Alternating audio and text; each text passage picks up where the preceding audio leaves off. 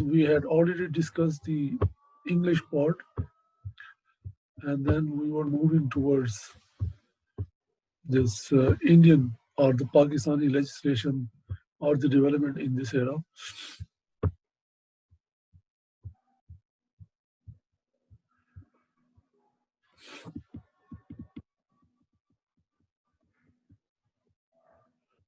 अच्छा जी, so at least ये जो era है 1910 से 1980, we can you can just we know that it's a period when we got independence.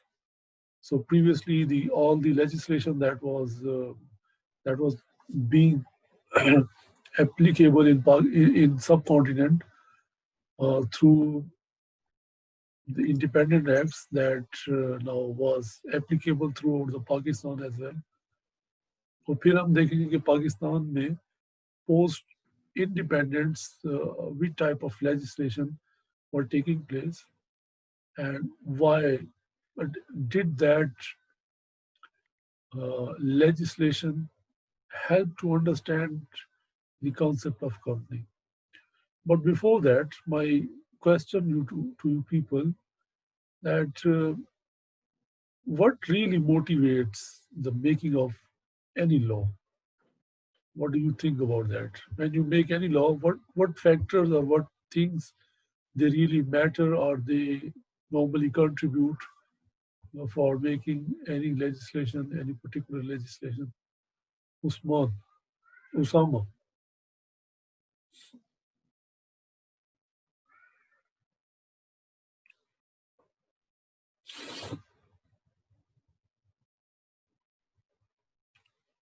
Usama, do you hear this?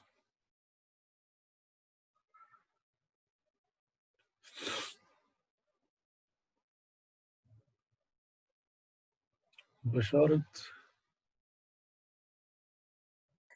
अस्सलाम वालेकुम sir. Walaikum salam.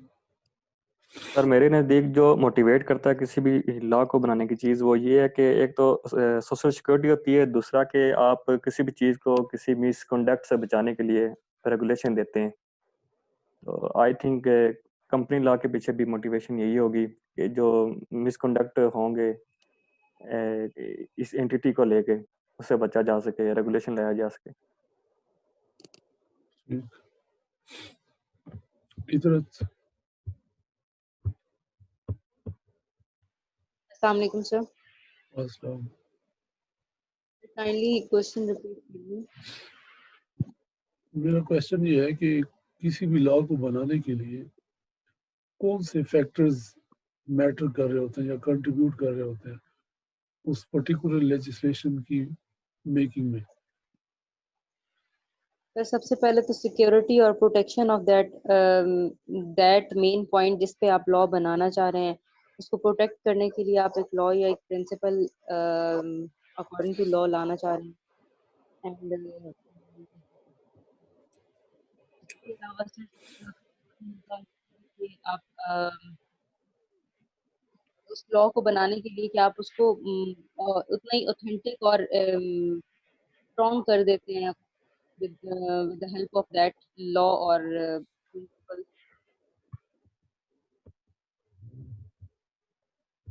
Hasan.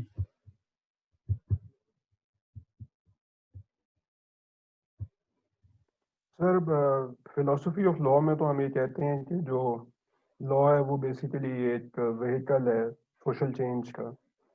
तो generally law जो है वो सोशल, पॉलिटिकल, इकोनॉमिक या मॉरल लाइफ को रेगुलेट करने के लिए जैसे जैसे कोई चेंजेस आती हैं सोसाइटी में उस हवाले से बनाया जाता है। Yeah, Hasan, you're right.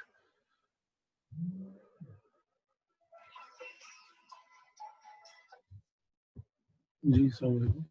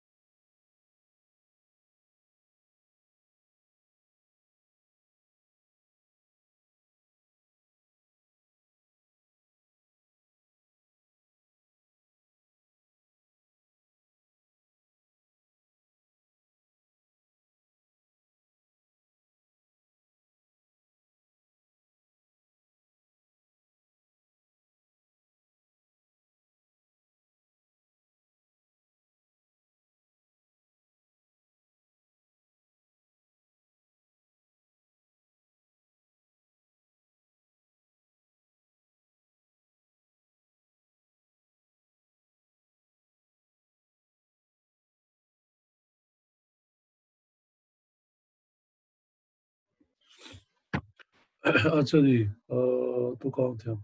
ठीक है, तो हसन वाज राइट. नॉर्मली कुछ सोशियो पॉलिटिको इकोनॉमिक प्रॉब्लम्स को एड्रेस कर रहा होता है कोई भी लॉ, उससे रिलेटेड जो भी कंडक्ट्स है उनको रेगुलेट कर रहा होता है. And basically this was happening in this company law development as well. There was certain factors that were molding, we can say, that were changing the concept of company. और वो जो factors थे mostly they were socio-economic and political as well. Especially इस जो era में हम बात कर रहे हैं, you people are aware of the fact that the 20th century had been a very ideological uh, century, in a sense that you have seen at least a clash of two prominent economic ideas, what we call them economic socialism and communism and capitalism. So there had been a tug of war between these two ideas and ideology. So when this ideology was accepted in the countries and in their political elites, so it went down, and it also affected the uh, legislation of the country, including the company law um, enactments or statutes. So, for example, if you take the example of China, that was somehow a socialist country, so they have to change whole of their uh, socio political environment with the help of law. So they made the Communist Party that became powerful, and then all the legislation that was made during the Communist Party that was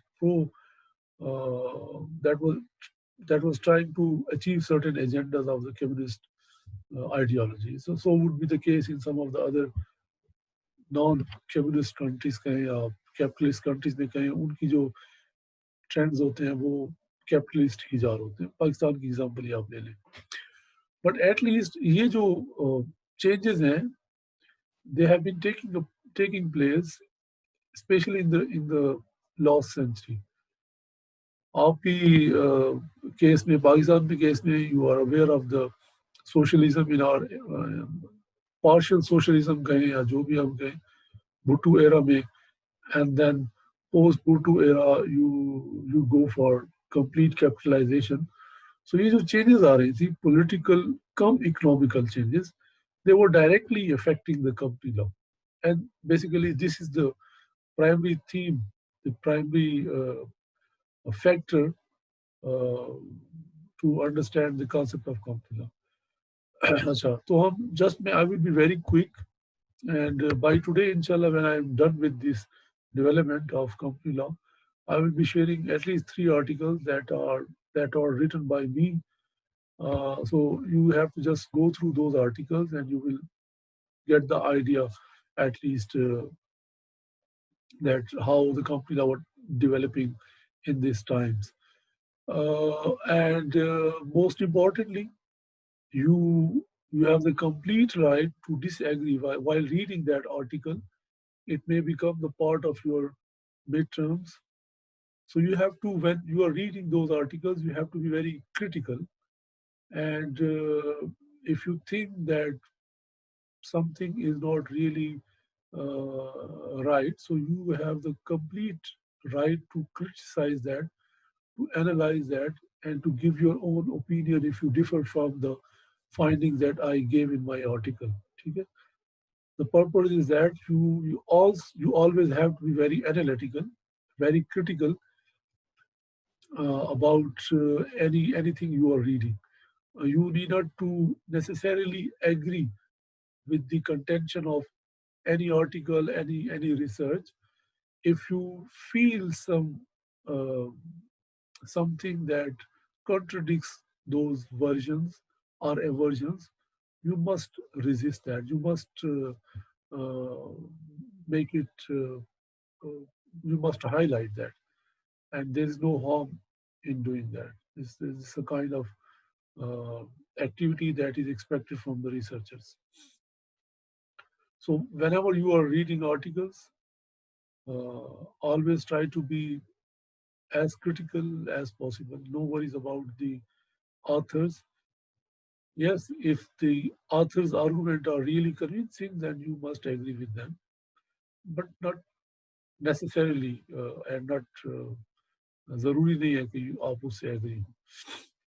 In fact, I think in our next class, I will be assigning you certain articles और उनको reading का एक आपको मैं pattern भी बताऊंगा, and you will be supposed to read them in that particular way. Number 1. Number 2, Rafi, you must remind me at the end of the class to assign you different topics or some other activities for your internal marks. जिसके लिए you have to give me a weekly progress. So it means कि next class में every one of you will give me some progress about your assignment. So it will not be like submitting your assignment at the 11th hour. You have to show your progress, a gradual progress on your topic.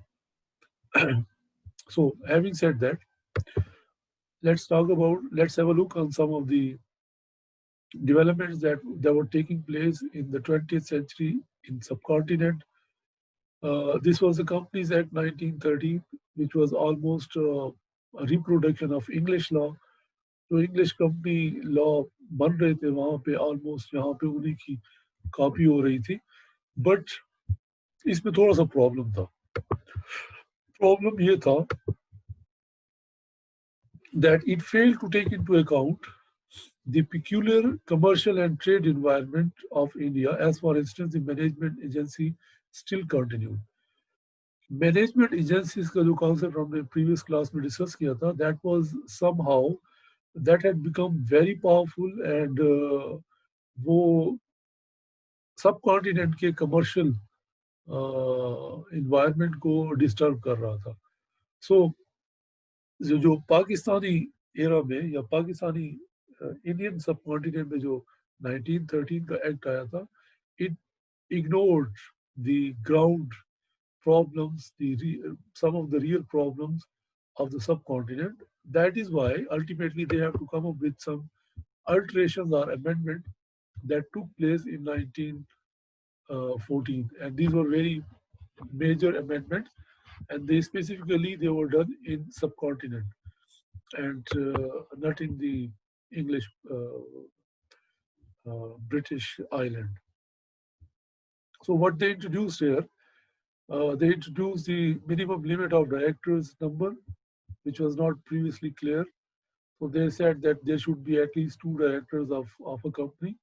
Director to fill any vacancy on board, but the new incumbent would retire on the date of retirement, not that important. But to disclose his interest in a meeting, ये important था. That was introduced through this amendment कि अगर director को कोई भी interest है तो वो उसने मीटिंग में, डायरेक्टर्स की मीटिंग में उसने उसको डिस्क्लोज करना है, और जो जिस वजह से वो इंटरेस्ट है वो डिस्कस करना है, वो that should be put before the board of directors. अगर कोई कॉन्ट्रैक्ट है, कोई और एग्रीमेंट है, that should be placed before the board of directors. And obviously they were restrained from voting. जब board of director will be voting on that interested transaction जिसे हम कहते हैं, जिसमें डायरेक्टर इंटरेस्टेड है, so in that very transaction, because of the conflict of interest, he would not be able to, he was rather restrained to vote. आगे conflict of interest का मसला ना हो. Agency house, if contract on behalf of the company, must disclose the terms and name of the parties filed with the company and placed before the next meeting. इसी तरह इस amendment में ये भी ऐड किया गया कि जब भी कोई एजेंसी हाउस कंपनी के बिहाफ पे कोई भी कॉन्ट्रैक्ट करती है तो उस कॉन्ट्रैक्ट के टर्म्स एंड कंडीशन और उसमें जो रेलिवेंट पार्टीज हैं वो भी कंपनी की बोर्ड ऑफ डायरेक्टर्स की नेक्स्ट मीटिंग में उसको प्लेस करने होंगे. ठीक है. इट मींस जो भी एक्टिविटी है जो कि agency houses on behalf of the company कर रही है, so they must also be disclosed in the meeting of board of directors. ये एक important reason थी, but फिर एक ज़्यादा relevant जो amendments आई थी that came in 1936, and although it partially followed the English Company Amendment of 1929, but mostly इसका जो focus था वो agency house के abuses पे था.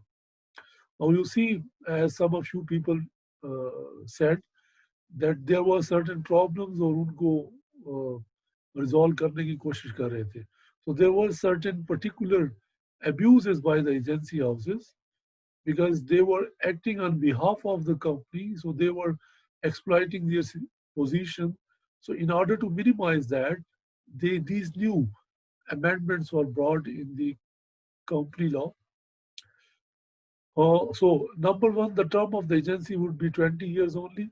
So there would not be a concept of lifetime agency houses. 20 years के बाद automatically agency का जो contract है, that will be terminated. The matter relating to disqualification for managing agent, remuneration and prohibition of advancement of loans were for the first time provided in the Indian legislation. कि जो agency houses हैं इनके क्या qualification और remuneration क्या होनी चाहिए वो भी ले डाउन किए गए थे. They were restrained from issuing company debenture. अब जो कंपनी का जो डिवेंचर है दैट इज लोन एक्टिविटी, तो उससे उनको रिस्ट्रेन कर दिया गया कि एजेंसी हाउसेज इसमें डील नहीं करेंगी. And restrained from business competing with the business competing with the company. That was also very agency houses were restrained to do any business which would go in competition with the company जिसके वो managing agency है. Yes, someone raised hand. अस्सलाम वालेकुम sir. जी वालेकुम सलाम. Sir मैं थोड़ा सा लेट हुआ हूँ 5 मिनट. ये एजेंसी हाउस का मतलब क्या है सर? ये समझ नहीं आया थोड़ा. एजेंसी हाउस होता क्या है? एजेंसी हाउस हमने लास्ट टाइम डिस्कस किया था. जो ईस्ट इंडिया कंपनी के कुछ एम्प्लॉइज थे, they were providing help to the local Indians for doing trades with the Europeans. So since they were becoming very popular among the local Indians because they were providing some extra help to them, obviously not without any charge, any remuneration, they were charging them. But at one time, East India Company prohibited all their officers to deal or to do these practices. Means they were stopped from providing these management-related services to the local people. So ultimately, those company officers, they resigned from their job and they set up their own agency houses. Or we can say agencies firm उन्होंने establish की थी, but the term used for them in those era were agency houses. So those were the typical kind of firms of that time. Obviously, current time maybe you find some management companies, but these management companies, they mostly deal in the financial domain. But the agency houses that we are talking about in the 20th century or end of 19th century in the Indian subcontinent, they were dealing with all type of services. They were not limited to the financial help only. They were dealing with the non-financial, especially they were helping the local people to do trade with the Europeans or to raise capital for their business, etc. So ये तमाम मामलात में वो agency houses establish हो गए थे. And ultimately these agency houses, they were working like a CEO of the company. I mean, they were executing most of the matters of the company. And since they had become somehow dominant over the affairs of the company, then there were some special legislation that were brought in the uh, in uh, in the subcontinent by the English emperors to overcome these agency houses problems. So they were also abusing their position. For example, as I told you in the previous slide, that they were restrained to do competitive business. It means previously they were also doing in the same business for which they were working as a agent or as a agency house. So obviously when you are working as an agent for a particular business and then you are running the same business, then there is a less likelihood of improvement of that business or progress of the business of the company.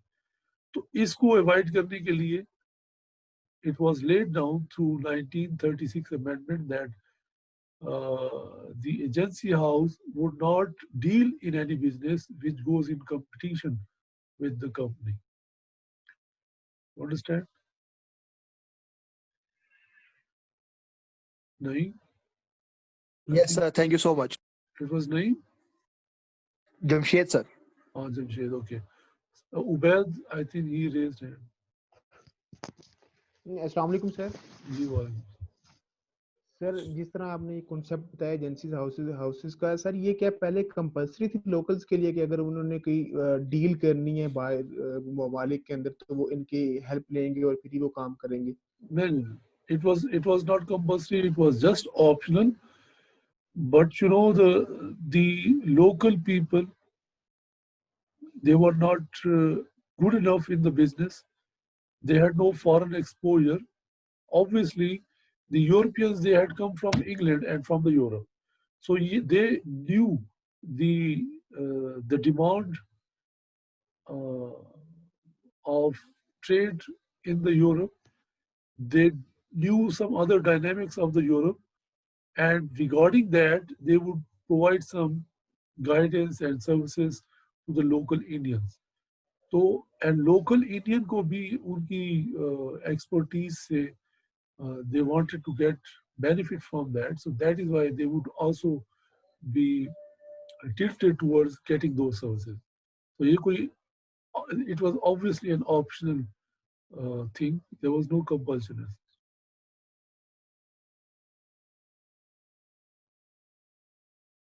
Got it? Yes sir thank you sir अच्छा जी तो हम आप these were the very important development that took place जो amendment मैंने आपको बताई और फिर it's just a reproduction of certain acts. You know, we got independence, so these were the acts through which 1913 का जो act था that became a law for the Pakistan because we adopted all the laws of the British India. Or but to further amend, we find a commission that was constituted in 1959, or that ultimately that was chaired by Sharifuddin Pirzada, a very renowned lawyer of the Pakistan. I don't know renowned है या notorious है whatever. So इस commission को भी head वही कर रहे थे और उन्होंने अपनी कंपनी लॉ की चेंजेस से रिलेटेड जो प्रोपोजिशंस थी या जो सजेशन थी उन्होंने 10 मंथ में कंप्लीट कर लिए थे but that went little late और उसकी जो रिकमेंडेशन है वो लेटली इनकॉर्पोरेट की गई थी लेकिन इसके बाद आपके पास जो एरा आता है वो डायरेक्टली भुट्टो टाइम आता है जहाँ पे some of the very important changes took place, especially the legal one. उनमें से एक important जो था that was the company's managing agency and election of directors order 1972. You know, by this time Bhutto was the president, so he issued the order, and through that order, he abolished this agency system. He said that there would be no more agency houses. And rather now the agency houses, if any company is being run through these agency houses, Now it will be run through Chief Executive Officer. So the office of Chief Executive Officer was introduced, who was to be appointed by the board of directors. And they fixed the term of directors that there should be 3 directors for the private and 7 for the public companies, in order to better ensure the minority shareholder representation on board. A system of cumulative voting was introduced. Now this reflects, in fact, this reflects the socialist approach. You know, the socialists, they will be promoting the minority people, the repressed people. So that was basically, ये एक introduce किया गया था इस order के जरिए, that when the shareholders, especially the minority, when the board of directors is elected by the shareholder, then minority shareholder का say होना चाहिए. It means they should not be ignored. Otherwise, the dominant and the big shareholder, they will be able to appoint their own directors. और वो जो minority है, they will be neglected. That is why they had introduced the cumulative voting system, जो कि अभी भी आपका जो directors का voting system है, वो यही cumulative है. वो कैसे cumulative है? I think maybe आप में से किसी ने वो presentation दी हो. Board of directors में your votes are multiplied by the number of directors to be appointed. If you are going to elect 3 directors, and if I have 1,000 votes, I have 1,000 shares, then my votes would become 3,000. But I am not bound to divide my votes into 3 directors. While rather than that, I have the liberty and the option to give these votes to only one individual. That means that ultimately there would be some possibility that if I give whole of my votes to one of the candidates, he could be elected on the board of directors. अगर आप general principle apply करें, तो उसमें तो simple सी बात है, जो जिसके पास 51 majority है, 51% majority है, he will be electing all the directors. लेकिन इस system के जरिए ये होता है कि even the people who are holding 20% or 25% of the voting shares, they could be able to elect their representative on the board of directors. So that reflects the socialist ideology. Sir ये जो cumulative voting system है और इससे पहले जो था, इन दोनों को जरा सर दोबारा डिफरेंशिएट कीजिएगा सर. देखिए, एक तो आपका simple voting system होता है, that is very simple, which is that if you, let's take the example of when you have to pass a bill in the parliament. So you need a simple majority, and through that simple majority, if the 51% of the legislature who are present, they agree, then the bill is passed. So there is no this and that. If you apply the same rule in the meeting of the shareholders to appoint a director, so in that case, if 51%, if I hold 51% share of the company, I will be very easily able to elect all the directors in the all the directors of the company. ऐसा ही है ना? But on the other hand, if we apply this cumulative voting system, जिसमें my votes would be multiplied, they will be cumulated, they will be added by multiplying it with the number of directors to be elected. तो इस तरह मेरा voting power ज्यादा हो जाता है, और मैं किसी एक कैंडिडेट को भी जब वोट दे दूं, तो देयर इज अ लाइक्लीहुड कि वो भी इलेक्ट हो जाए, जो कि सिंपल सिस्टम में, सिंपल वोटिंग सिस्टम में उसकी इलेक्शन बिल्कुल पॉसिबल ही नहीं है. Did you get that? लेकिन सर जितनी पावर फिर उस कम शेयर होल्डर को मिलेगी, तो उतनी ही रेशो के साथ तो फिर जो जिसके ज्यादा शेयर है उसकी भी बढ़ जाएगी sir. Yes. Okay. Now I think we are less than 1 minute. Once we are